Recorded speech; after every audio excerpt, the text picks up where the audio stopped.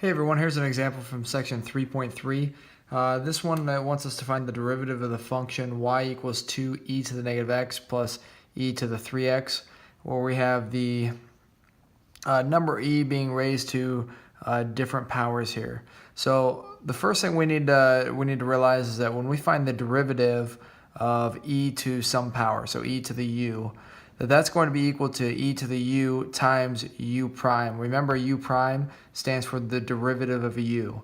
So if I look at just regular e to the x, what we're going to do if we're going to find the derivative of this, it would be e to the x times the derivative of x, which is just 1, which is why we know e to the x is just e to the x when you take the derivative of it. But if you have e to the 2x, that's going to be e to the 2x times the derivative of 2x, which is 2, which gives you 2e to the 2x.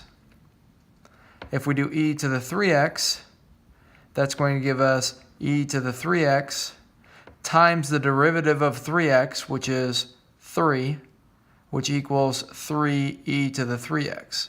So you notice that whatever the number is, basically with these easy ones, if you just take the derivative of this term and multiply it times the original function, you get what the derivative of that would be. So let's do what if we have e to the 3x plus 2? Well, that's going to give us e to the 3x plus 2 times the derivative of 3x plus 2. Well, the derivative of 2 is 0, and the derivative of 3x is 3. So we're just going to end up with 3e to the 3x plus 2. So you can see this is the important thing that we need to use there. E to the u power equals e to the u, which is just the original thing, times the derivative of a u. So let's go up here and let's apply this. If we want the derivative of y with respect to the derivative of x, for this function, which is 2e to the negative x plus e to the 3x.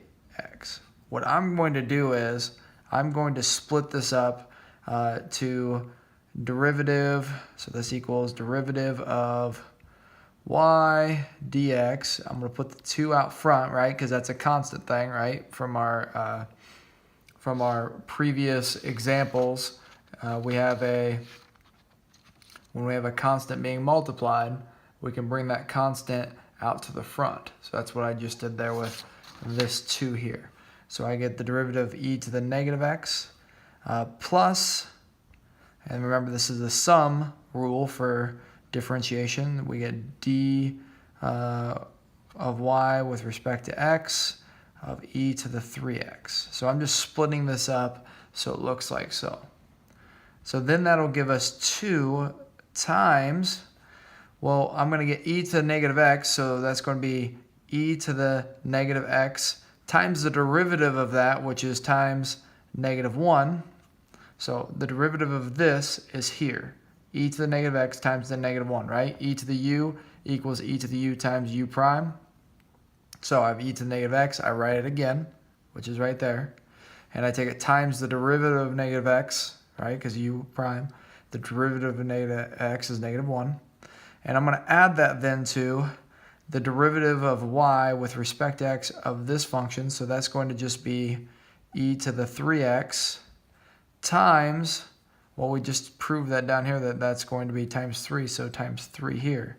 So then I end up with, when I multiply this by negative 1, I'm going to end up with 2 times negative 1 e to the negative x plus 3e to the 3x, which is going to give you negative 2e to the negative x plus 3e to the 3x. So the derivative of this function here is negative 2e to the negative x plus 3e to the 3x, and it all comes from this rule right here.